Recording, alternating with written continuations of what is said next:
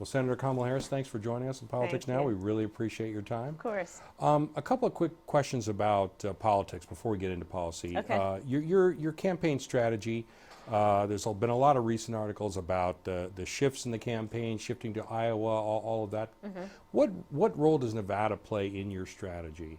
Are you going to say right now you're going to be in this race at least through Nevada and South Carolina? My intention is to win. Yeah.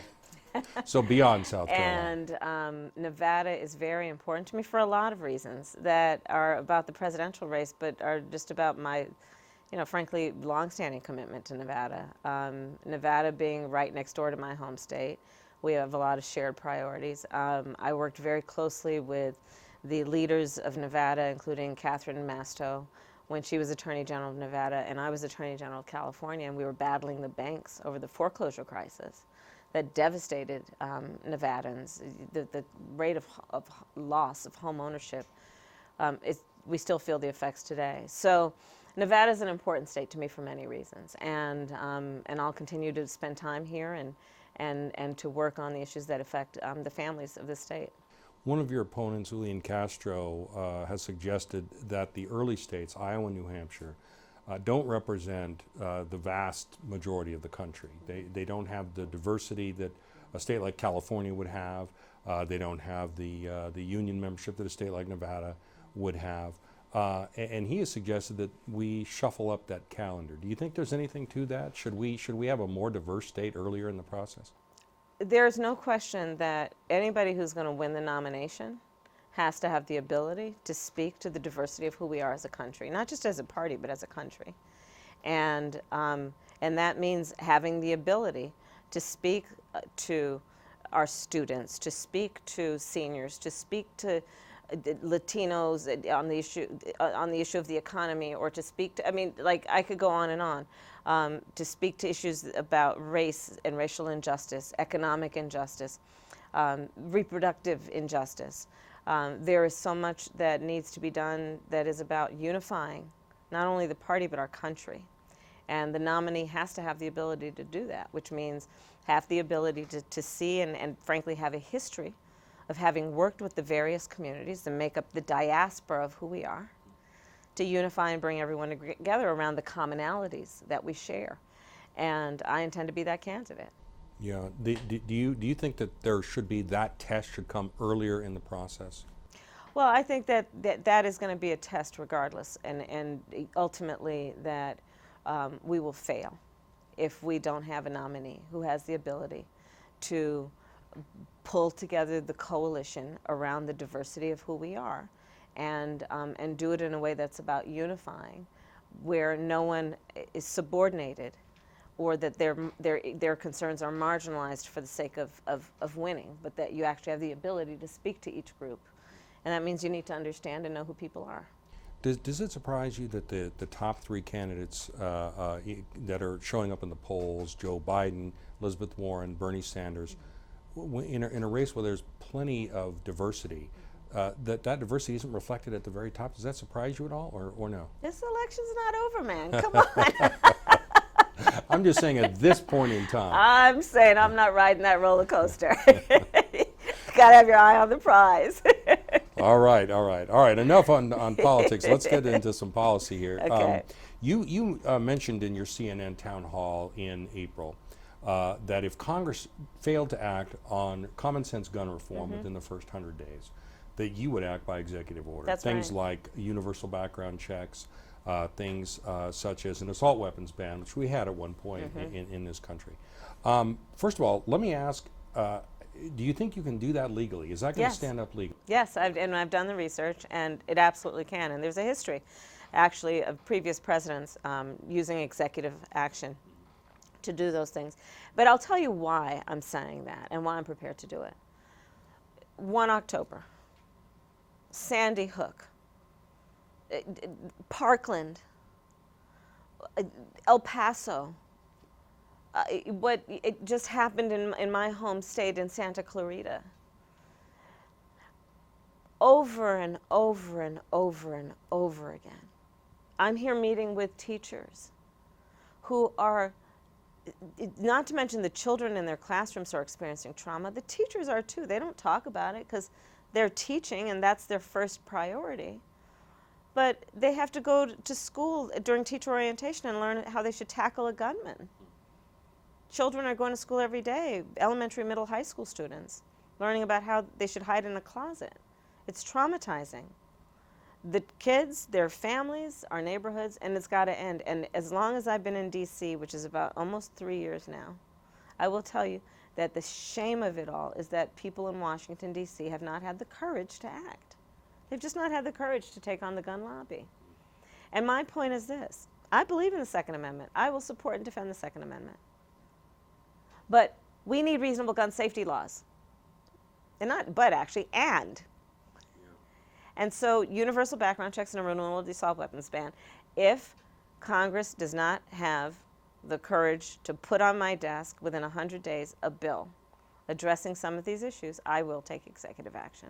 Do you worry, though, that that may be challenged in court and then later overturned, and that the promise of those things, I mean, I understand your frustration about this, and I think a lot of Americans probably share your frustration about this, but in that zeal to do something, do you worry that that will be just undercut by a future court rule? No, because we've actually, previous presidents, Republican and Democrat, have used executive action to put in place smart gun safety laws. So this will not be new. But anyone who says, well, but then what if, the next president comes in and undoes that? Well, I'll worry about that in 8 years. 8 years in the life of our children is a very long time. I think of for example, the DACA policy. Same exact situation. Congress would not act, specifically the House would not act. The Senate did act. Right. Passed a bipartisan bill. It didn't get a hearing. Wasn't even taken up in the House. President Obama, out of frustration, out of a desire to see people protected, enacted DACA. Now it's before the Supreme Court, and we can't tell from what the justices' questions always what the outcome will be, but there certainly was skepticism of that. That could be overturned, and then you have to turn to those people who lost that protection and say, this is how the system failed you. It seems to me that passing legislation through regular order is the only way to really ensure that this policy endures past a presidential administration. There is no question that passing legislation is the most effective. And I intend to be a president who brings the country together and works across the aisle to find common cause around the issues that really are, frankly, at their core, nonpartisan issues, not even bipartisan issues. And you're exactly right. There has been, in recent history, bipartisan support for comprehensive immigration reform. But what I intend to be is a president who everyone will know, if you actually get it through, I'll sign it. Part of the failure of action right now is that, Donald Trump has made it pretty clear that he doesn't intend to act on this. So who the president is and what she is clear about in terms of what she supports has an impact on what actually gets through.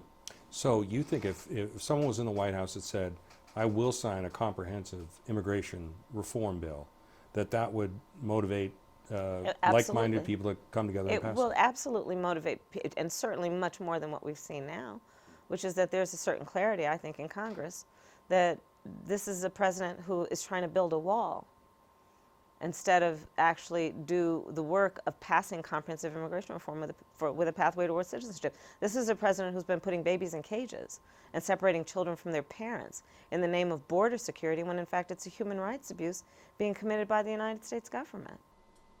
We are, there's no doubt, in a very polarized, divided time.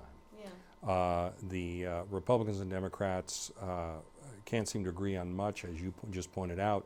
There is no appetite to cooperate on legislation. If you become the nominee, how will you campaign, and if you win the race, how will you govern as a president that brings all those people together when half the population is probably going to hate you from day one without ever seeing a single proposal that you put forward?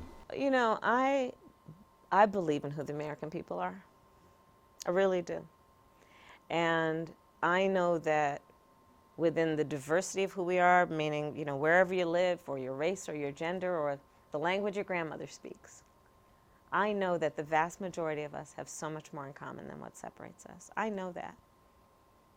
I know that when, when there is a father sitting at his kitchen table after midnight when everyone has gone to sleep, and he's trying to figure out how to get through the end of the month because he's working 2 jobs and is paying more in taxes than the 400 richest families in America. I know this is a matter of economic justice, and it is an issue that he, along with so many others, regardless of who they voted for in the last election, are grappling with. And I intend to be a president that addresses those injustices. When I look at our babies who are afraid that they will be shot because of a gunman in their school, elementary, middle, or high school students, and I know that those children could care less who their parents voted for in the last election. I know this is a matter of justice for our children, and that we can find common ground. And I could go on and on down the list. I know who we are. And I think we need a president who speaks to our better angels. We need a president who uses her microphone in a way that is about lifting people up, not beating them down. And we sorely need that at this moment in time. We sorely need that. You recently joined a number of your fellow candidates, joined in criticism of the city of Las Vegas with an ordinance that essentially bans camping on downtown streets and residential streets. It's targeting homeless people. We've got a pretty serious homeless problem in the city of Las Vegas. I know in California it's the same thing, in Los Angeles and San Francisco it's the same thing. What do you think the city ought to have done besides that? I know on your website you talk about policies about affordable housing. Yeah. You talk about livable wages, things like that. What should the city have done instead of passing this very controversial ordinance? I don't believe homelessness should be criminalized. As it is, we have a system of mass incarceration in America that needs to end, and we cannot prosecute ourselves out of homelessness. Homelessness is going to be addressed in the most effective way by investing in affordable housing, investing in the services that are necessary to transition the homeless population into housing. It's going to be about addressing the public policy failure of America, which is the failure to deal with mental health. All these conversations about health care, but every time those conversations take place, you would think that the body's only from the neck down. Instead of understanding health care from the neck up is a really big deal, which we have neglected. And we need to bring that out of the shadows and stop stigmatizing it. These are the things that when we address in a meaningful and a smart way, will deal with the homeless population in a smart way, in an effective way, and in a humane way. And the federal government should be a part of that. The federal government should be giving the resources to cities like Las Vegas, states like Nevada, to give the support, to do the work that needs to be done around public health, around mental health, around affordable housing. All of that, through federal agencies, can support the states and cities. You mentioned earlier the immigration policy, the wall, the putting children in cages as a deterrent to have people come here, even people who are seeking relief from conditions in their home countries. I noticed on your website, though, you also said that you will fight to protect quote-unquote law-abiding immigrants from persecution and give them a pathway to citizenship. Immigrants who come here who break the law, should they be deported? If people are committing crimes, yeah, there should be accountability for that. There's no question. I believe in border security. I know there are some candidates who say there should be no deportations under any circumstances. That's not my position. You commit a violent crime, and yeah, absolutely. But you said commit a violent crime. The simple act of crossing the border, which of course is illegal, that's not something you say instantly deport all of those people. You're talking about somebody who comes here and commits a violent crime. Yeah. Okay. Yeah. Okay. Yeah. In terms of voting rights, I know that's a big issue in your campaign. You mentioned restoring the full provisions of the Voting Rights Act, and I assume in that instance you're referring to the pre-clearance provisions that were struck down by Shelby versus Holder. Yes, thank you. How do you go about doing that? Is that through legislation? It's going to have to be through legislation. It's a shame, that only 50 years essentially after the Voting Rights Act was implemented, that it has been gutted. Immediately after the Supreme Court in 2013 did that, there were, I think, 24 states that immediately, through their state legislatures, passed laws that were designed to suppress the vote. There was one in North Carolina where the Court of Appeal said that it was written with surgical precision, those were the terms, surgical precision, to suppress the black vote. And we see it happening around the country. It is very real. It is targeted at African Americans, at Latinos, at students, at Native Americans. And one of the strengths of our democracy is free and open elections, and we should all be fighting for that. A point of pride that we have whenever we walk into a room around the globe is that, flawed though we may be, imperfect though we certainly are, that we have a democracy that values free and open elections. But when there are laws in place that have been passed to restrict access to voting, that works against the democracy. Yeah, that's a tricky thing too, because the legislation was in place that required the preclearance, and the premises of that were well established. So writing legislation that will then, with the current court, still pass muster, that's a tricky question, isn't it? Well, I mean, we could go into a great depth of conversation about what I think was flawed in Shelby v. Holder decision also. Okay, so, yeah. Okay, yeah. Let me ask this. In terms of impeachment, the House is having hearings now. Mm-hmm. The Senate is not likely to convict with the Republican majority. Yeah. There may be some defections, but probably not. If that happens on the campaign trail, if you're the nominee, mm-hmm. does that help President Trump or hurt President Trump, and how does that affect your campaign? I don't need to go there to share with you my perspective on the importance of the process, because this is about fighting for our system of democracy. Our framers, in their brilliance, imagined a moment where there would be an abuse of power, and they designed our democracy to have 3 independent, co-equal branches of government, so that there would be a check and a balance on anyone's abuse.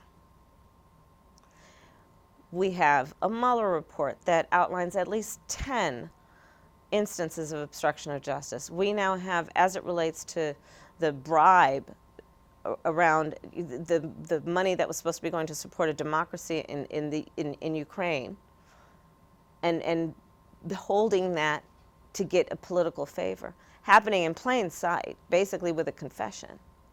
There needs to be a check and a balance on that, and so that's the process of impeachment. And I believe very strongly that this is a moment where we must all agree we have to fight for our democracy. And you're right. I'm clear-eyed about it. I think what'll probably happen is, if everything goes as it seems to be going, the House will probably return articles of impeachment. It'll come over to the Senate, and there needs to be a supermajority in the Senate to vote to convict. Based on everything that, reasonable speculation now, unlikely to happen. But it doesn't mean we don't fight for our democracy. Yeah. Does it disturb you that somebody may have been impeached, have that scarlet letter, mm-hmm. as it were, going around in the campaign, and half the voters may not even care. Half the voters may think that it was just a Democratic put-up job because they didn't like the results of the 2016 election. Of course. Of course. Listen, this is about the integrity of our system. One of the things that really does make us proud, it should make us proud about who we are as a nation, is that we have always said and believe that we are a nation of laws, and that we respect the rule of law, and that no one is above the law, including the President of the United States. And I know I'm prepared to fight for our democracy and our system of justice and our rule of law. And there may be others who are diminishing it. And so, okay, this is that moment where we're going to have to those of us, I believe, in a true act of patriotism, fight for the integrity of our system of democracy and justice. And last question, can you reach the people who are not going to care about that? Do you with Yeah, your well- campaign, are you going to be able to reach them, and how? How do you do it? Because I know how to multitask. Really. So, yes, we are focused on what we need to do around fighting for our democracy. I am the only person on the debate stage who's a member of the United States Senate Intelligence Committee. I'm always going to be concerned about national security. I am focused on what we need to do around reasonable gun safety laws. I want to pay teachers their value.